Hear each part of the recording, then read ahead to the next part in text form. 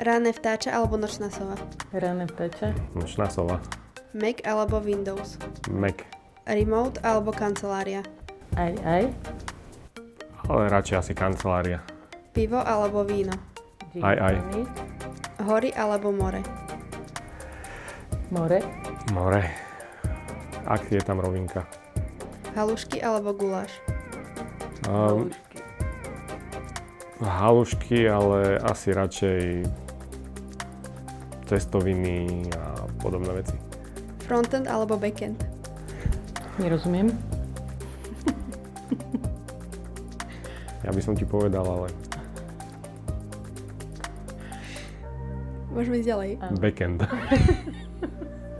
Hokej alebo futbal? Volejbal. Akože hrať? Futbal. ChatGPT alebo Cloud alebo Gemini?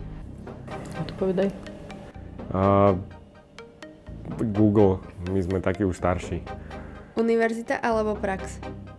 Prax. Určite prax. Univerzita nie je zlá, ale bez tej praxe sa to nedá. Káva alebo čaj? Káva. Čaj. Dark mode alebo light mode? To vieš to, že na počítači, že tá scéna toho počítača, že aká je. Bez komentára. Máme automatickú, myslím, nastavenú. Slack alebo Teams? Osobné stretnutie. Hej, náš tým stačí aj osobné stretnutie. Pondelok alebo piatok? Piatok. Mäsožravec alebo vegetarián? Mäsožravec.